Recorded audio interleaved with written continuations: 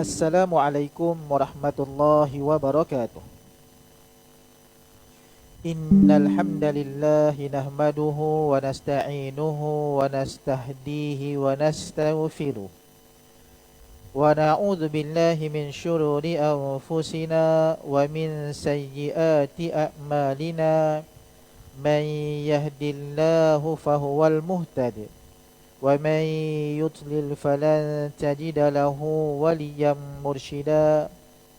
Ashhadu wa nashhadu an la ilaha illallah wahdahu la syarika lah. Ashhadu wa nashhadu anna sayyidana Muhammadan abduhu wa rasuluh. Rabbi syrah li sadri wa yassir li amri wahlul 'uqdatam min lisani yafqahu qawli. Sadaqallahul azim. Sidang jemaah muslimin dan muslimat yang dirahmati Allah Subhanahu wa taala. Mudah-mudahan keberadaan kita untuk menunggu masuknya waktu solat fardu zuhur tengah hari ini Allah terima dan berkati kedudukan kita di rumah Allah ini. Alhamdulillah, syukur kepada Allah. Tuan-tuan dan puan-puan, ibu-ibu, ayah-ayah, muslimin dan muslimat sekalian, sedar ataupun tidak, dalam madrasah tarbiyah Ramadan Al-Mubarak, sebab itu kita lihat kadang-kadang saban tahun nasihat demi nasihat, tazkirah demi tazkirah, peringatan demi peringatan, dan kadang-kala kita dengar perkara yang sama diulang-ulang. Kadang-kadang sampai kita rasa sama je poin ceramah ni, sama je poin tazkirah ini. Tuan-tuan, kenapa dia berlaku begitu? Kita perlu mengambil iktibar sungguh-sungguh untuk menjadi seorang hamba Allah yang beriman, yang untung. Kita tak nak jadi hamba Allah orang yang beriman yang rugi. Yang rugi artinya kita mengaku beriman kepada Allah, kita beribadat, kita berpuasa, tetapi peringatan tak nak ambil pun. Kita biarlah sama aja. Dah 30 tahun dah puasa, amalan pun dah biasa dah, tak ada dengar pun tak apalah. Dah. Allah menyatakan dalam surah Al-Asri ayat yang ketiga. Saya ambil ujung ni sahaja. Wa tawasaw bil haqqi wa tawasaw bis sabr. Berpesan-pesanlah kamu, kata Allah, dengan jalan kebenaran. Dan perkara yang benar itu datang dari mana? Al-haqqu min rabbik. Datang daripada Allah Subhanahu wa taala. Dan pada waktu yang sama Allah pesan juga kepada kita semua, wa tawasaw bis sabr, dan berpesan-pesanlah kamu dengan jalan kesabaran. Erti kata, dalam kita mencari kebenaran, kita perlukan dengan ilmu. Dan ilmu itu boleh menjadikan kualiti ibadah kita bertambah cantik, bertambah baik. Memang ada orang kata dah berpengalaman, dah berpuasa. Menyedihkan lagi, amalan ibadat tersebut orang ayah 50 tahun dah tak kisah dah. Tak sahur pun tak apa, kan cakap dengan anak macam tu. Tapi kenapa kita bangun sahur? Kita nakkan keberkatan. Ada barakah yang Allah berikan kepada mereka yang bangun bersahur. Bukan saja untuk bersahur, dapat pula bangun untuk tahajud 2 rakaat. Sebab itu perlu untuk kita tambahkan ilmu. Walaupun kita dengar pengisian ilmu kadang-kadang perkara yang sama, tapi lapangkan dada, bukakan minda agar kefahaman tu datang kepada kita. Kita nak kualiti ibadah kita pada tahun ini bertambah baik. Kata para ulama, seorang manusia itu akan dapat sekurang-kurangnya 3 kategori hari. Hari yang pertama, hari semalam, ataupun hari yang dah berlalu, ataupun tahun ini dengan tahun lepas. Kita lihat puasa kita semalam tak sama dengan hari ini. Dan kita semak balik puasa kita pada awal Ramadan, itu hari 1 Ramadan tak sama dengan sekarang ni. Bahkan Ramadan tahun lepas juga tak sama dengan Ramadan tahun ini. Dan apa tujuannya? Untuk kita bermuhasabah, untuk kita perbaiki apakah kelemahan kita, apakah kekurangan kita. Itu hari semalam yang takkan datang semula pada hari ini. Dan hari ini, hari yang berada sekarang, kita perlu garap dan rebut sungguh-sungguh. Dan susunlah agar hari ini lebih baik berbanding semalam. Sebab itu peluang. Kadang-kadang Allah gerakkan kita tengah hari sebegini untuk hadir awal di masjid di rumah Allah. Rupa-rupanya nak dengar tazkirah Alhamdulillah. Rupa-rupanya untuk Allah dekatkan kita dengan rumah Allah, untuk kita baca Quran seketika dan sebagainya. Sebab itu, duduknya orang yang berilmu tak sama dengan duduknya orang yang jahil. Ibadat orang yang berilmu tak sama dengan ibadatnya orang yang jahil. Solat 2 rakaat orang yang berilmu tak sama dengan solat orang yang jahil. Sebab itu kita kena tambah. Wa dzakir fa inna dzikra tanfa'ul mu'minin. Dan berikanlah peringatan. Sebab peringatan tersebut mendatangkan manfaat untuk orang yang beriman. Jadi pada hari ini garap sungguh-sungguh. Kita nakkan yang terbaik, tapi kita tak pasti adakah kita akan hidup sampai ke malam ini. Malam ini pasti akan hadir. Sebab itu waktu yang akan datang, waktu yang ketiga, sama ada akan datang ataupun esok. Esok juga tetap masih bulan Ramadan, belum Syawal lagi. Cuma kita ini sempat ke tak sempat nak puasa besok, sempat ke tak sempat nak tarawih malam ni. Jadi kesempatan yang ada ketika ini, Allah rezekikan kita beriktikaf di rumah Allah ini, ambil peluang sungguh-sungguh. Sebab itu Allah rezekikan kita ketika ini Ramadan. Walaupun kita tak pasti hidup ataupun tidak, tapi kita berharap sangat-sangat, ya Allah, cepat-cepat kita perbaiki amalan kita. Bukan tak boleh tambah amalan, boleh. Semak balik start daripada awal Ramadan itu hari, apa yang kita dah buat. Kalau katalah kita start dengan solat tarawih, kita cek balik, adakah kita bersama dengan imam solat sunat witir?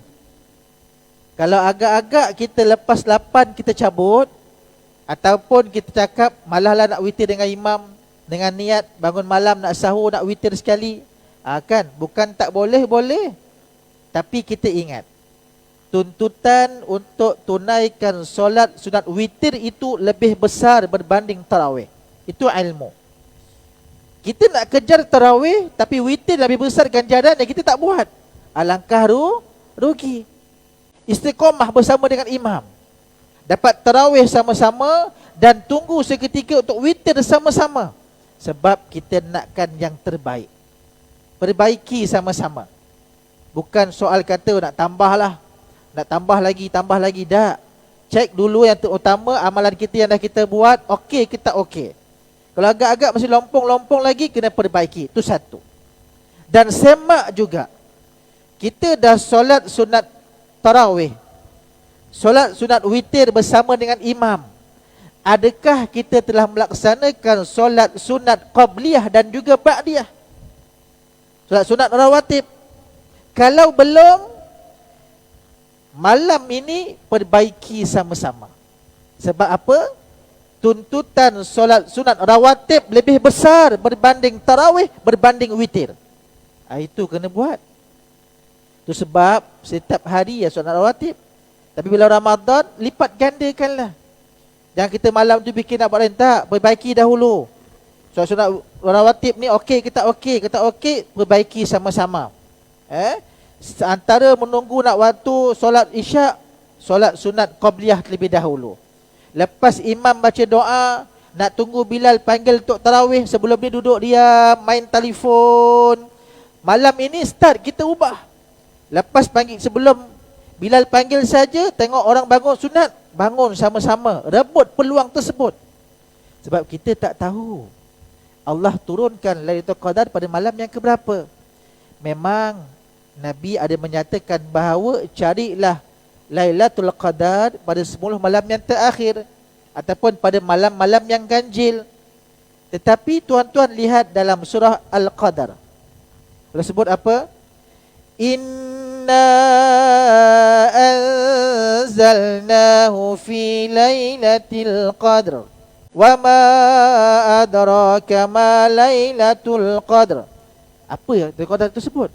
Allah semua menyatakan bahawa Lailatul Qadri khairum min alfi syahr, lebih baik daripada 1000 bulan. Tapi bila dia berlaku? Kita tak tahu tuan-tuan, tak tahu ibu-ibu. Jadi kena carilah. Dan malam yang terakhir tersebut lipat gandakan. Jangan tinggalkan solat ibadat tersebut. Jangan tinggalkan solat sunat rawatib. Dia lebih besar tuntutan je. Dan pada waktu yang sama juga, kalau kata kita dah solat sunat tarawih, dah witir bersama-sama, qabliyah ba'diyah pun tak tinggal juga, cek solat fardu isyak kita. Adakah berjemaah dengan imam ataupun bersendirian? Saya pernah jumpa dengan orang, dia kata, jom solat isyak dengan saya. Ustaz, tak sempat Ustaz, dia kata. Jagi lah, isyak dekat rumah lah Ustaz. Dekat rumah lah sebab nak tarawih dulu, nak witir dulu. Tuan-tuan, benar. Tapi berjemaah solat fardu tu lebih besar tuntutan je daripada solat sunat yang tadi. Perbaiki sama-sama. Cek balik amalan kita daripada awal Ramadan itu hari tentang solat, okey ke tak okey. Kalau tak okey, kena perbaiki sama-sama. Bukan itu sahaja. Doa iftitah sekurang-kurangnya. Tanya diri sendiri, siapa yang baca doa iftitah setiap kali rakaat yang pertama, yang ketiga, yang kelima, yang ketujuh, yang ganjil lah, dalam tarawih dibaca? Cek balik, aku baca tak baca iftitah? Macam tak baca je. Bila angkat takbir, Allahu Akbar, imam tu baca Fatihah, kita pun Fatihah tu diam je kan. Doa iftitah tak baca sebab sunat. Tak, dia antara ganjaran yang besar. Doa iftitah juga ada yang panjang, ada yang pendek. Sabit dengan hadis Nabi SAW. Setiap solat sunat tarawih, bila mana rakaat yang ganjil tersebut, bacalah doa iftitah. Paling kurang yang pendek. Apa dia? Allahu akbaru kabira walhamdulillahi katsira wa subhanallahi bukratan wa asila. Rujuk hadis riwayat Muslim nombor 99. Itu paling pendek. Nak pendek lagi boleh. Alhamdulillahilladzi hamdan katsiran thayyiban mubarakan fi. Jangan tinggalkan doa iftitah. Rugi. Sebab dia ikrar kita. Sembahyang fardu kita tak tinggal, okey, tak masalah. Solat sunat ni, kadang-kadang ramai yang tinggal doa iftitah dengan alasan nak cepat Ustaz. Nak cepat tak payah buat lah, kan? Tapi dah alang-alang buat solat sunat, biar yang terbaik. Tak dapat yang panjang, yang pendek pun jadi. Ini perbaiki sama-sama. Biar kita buat amal ibadat, solat kita dengan ilmu. Itu perkara yang pertama. Yang kedua, untuk tambahkan amalan kita, bukan tambah saja, perbaiki sama-sama. Tengok balik. Sebelum ni kita bangun untuk bersahur, adakah kita telah tunaikan solat sunat tahajud 2 rakaat? Kalau agak-agak belum, kesempatan 10 yang terakhir ini usahakan bangun awal sikit. 10 minit ke, tak lama pun tak apa. Masjid ada buat. Kan Ustaz kan ada masjid untuk qiyamul lail awal. Kadang-kadang kita ni jelah, kita bekerja Sabtu Ahad dapatlah, tak masalah. Tapi kita bekerja, kita rasa dapat, syukur Alhamdulillah, tak masalah. Tapi sekurang-kurangnya bangun 10 minit awal daripada biasa. Kalau sebelum ni bangun pukul 5 lah kata, awal sikit lah, 4.45 bangun. Solat sunat dulu 2 rakaat, terus sediakan makanan. Sebab kita nak rebut. Kita tak tahu bila turunnya Al-Qadar. Mungkin 10 terakhir tak tahu bila. Mungkin 21, mungkin 22, 23. Walaupun ada mengatakan bahawa cik malam ganjil. Adakah nak tunggu ganjil sahaja? Malam genap macam mana? Tidur. Kenapa tak ibadat? Isteri kata, malam ni malam 22, relax lah dulu, malam besok lah. Tak tuan-tuan. Allah akan lihat hamba-Nya mana mereka yang bersungguh-sungguh. Daripada awal bersungguh-sungguh kita kejar, insya-Allah akan ada ganjarannya, akan direzekikan. Sebab itu kita diajarkan dengan doa, Allahumma rzuqna lailatul qadri. Ya Allah, rezekikan kami. Sampai-sampai dalam doa yang lain, Allahumma barik lana fi syahri Ramadan wa ballighna lailatul qadri. Sampaikan malam kau sampai maka dah tu, tapi rezeki tak belum tentu lagi. Doa yang lain, Allahumma rzuqna lailatul qadri fi hazihi sanah wa fi kulli sanah. Tak berhenti di situ. Kita minta kepada Allah, ya Allah rezekikan kami lailatul qadar pada tahun ini dan tahun-tahun seterusnya. Wa a'inna ala ihyaiha, dan bangunkan kami ini untuk hidupkan malam tersebut. Wa qiyamiha, artinya tunaikan solat sunat sekurang-kurangnya 2 rakaat tahajud sekurang-kurangnya. Kalau tuan-tuan, ibu-ibu, ayah-ayah berkesempatan, siangnya mungkin tak bekerja ataupun masuk petang, boleh datang ke masjid surau yang berdekatan untuk qiyamul bersama-sama. Ke masjid kadang-kadang mula pukul 4.30, kadang-kadang mula pukul 4. Tengok pada masjid lah. Ada mula pukul 4, ada mula pukul 4.30, habis pukul 5 suku, terus sahur. Ada mula kadang-kadang pukul 4 sampai pukul 5. Ikutlah. Tapi kebiasaannya bermula pada pukul 4.30. Dia sekitar 40 minit dia, sekitar tu. Lepas 5 suku berhenti untuk kita bersahur. Tapi kalau kita tak sempat, kita bekerja, buat kat rumah. Jangan sampai kita kejar, benar boleh kejar qiyamul lail, sampai tempat kerja kita tidur. Kan? Kenapa tidur? Tadi qiyamul lail, bos, minta maaf bos. Bos kata, puasa jugalah. Tapi sekarang kau waktu bekerja, takkan tidur. Bos faham, bos pun berpuasa juga. Tapi kena pandai susun jadual. Sebab itu, semak sama-sama. Dalam bab kita beribadat, kena dengan ilmu. Bukan kata, dulitlah, besok minta cutilah dengan bos. Kan tadi qiyamul lail, bos kata tak boleh cuti. Alah bos, apalah ni, tak patutlah macam ni. Saya ni nak cari pahala ni bos. Tuan-tuan, Allah beri peluang kepada kita untuk kita pilih sama-sama. Sebab itu mohon sungguh-sungguh kepada Allah. Itu berkaitan tentang peluang. Dan perbaiki sama-sama juga amalan yang jangan ditinggalkan. Mungkin start pada awal Ramadan dah buat dah, apa dia? Bersedekah. Bersedekah, teruskan istiqamah. Mana tahu pada hari yang kita bersedekah tersebut merupakan hari Lailatul Qadar, kan, Allah turunkan keberkatan tersebut berlipat kali ganda kita, untung kita. Dan kata para ulama ataupun perkongsian daripada mereka yang cerdik pandai, biasanya bila mana turunnya Al-Qadar tersebut, tanda-tanda awalnya kita akan rasa mengantuk. Mengantuk yang teramat sangat. Bukan mengantuk sebab buka banyak dah, tapi makan macam biasa. Tiba-tiba lepas buka tu, ngantuknya, ya Allah, ingat balik, mungkin atau qadar kot, mungkin. Cepat ambil wuduk, lawan. Sebab Allah nakkan berikan keberkatan tersebut bukan senang-senang. Kita kena mujahadah sikit, kena lawan ngantuk tu, lawan nafsu tu. Biasa malam-malam okey je pergi tarawih, tiba malam tu malas nak pergi. Ya Allah, penatnya. Penatlah, baring lah. Tak tarawih bang, penatlah. Rupanya tak qadar malam tu. Besok tengok, mendung aja, tak ada matahari ni. Alah, ruginya tadi tu, sebab kena lawan. Kita akan rasa macam itu. Lawan sungguh-sungguh. Kadang malam tu malas ni nak bangun, kena lawan, mujahadah. Dapat. Dan kadang-kadang mereka yang dapat tu, kadang-kadang tuan-tuan, dia tak terkata pun. Kalau nampak kawan-kawan kita tak bercakap dalam nakal-nakal ni, kawan kita cakap, aku dapat Al-Qadar malam tadi. Malam tadi aku nampak di sini, aku nampak cahaya putih turun sebagainya, kan. Tuan-tuan, hakikat dia tak nampak pun, tak dapat pun. Sebab mereka yang dapat Al-Qadar ini, kata para ulama, hatinya akan sayu, diam, esoknya diam, syukur. Sebab rasa hibanya, terharunya, ya Allah, tersentuh jiwanya. Macam baca Quran lah. Orang baca Quran tersentuh, apa dia buat? Menangis. Bukan baca gelak-gelak tak. Dia akan rasa hibur. Tiba-tiba kita baca Quran tersentuh, tiba-tiba menangis. Kenapa aku sedih ni ya? Rupa-rupanya Allah campakkan hidayah dalam hati kita. Itu juga dalam Al-Qadar, Lepas mana kita beribadat rasa macam tiba malam tu sayu je, rasa macam sugul je. Ya Allah, macam serba tak kena. Apa kita buat? Tambahkan amalan tersebut. Hidupkan dengan bangun malam, dengan bersedekah dan baca Quran. Jadi mudah-mudahan tuan-tuan, perkongsian yang ringkas pada tengah hari ini untuk kita amalkan sungguh-sungguh.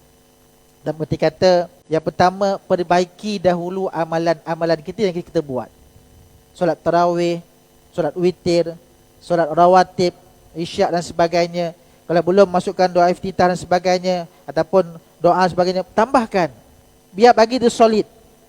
Tengok pula sedekah, kalau kita kurang lopong-lopong sebagainya, standby, siap-siap dah. Letak duit dalam poket baju, siap-siap dah untuk kita sedekahkan. Cari dalam poket sebagainya, masukkan dalam tabung masjid dan sebagainya. Dan lagi cantik lagi tuan-tuan, jangan tinggalkan Al-Quran. Sebab Ramadan dah mulia dah. Dan Ramadan bertambah mulia dengan turunnya Al-Quran.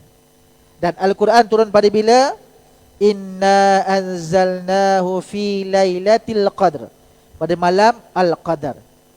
Inna anzalnahu fi lailatin mubarakah.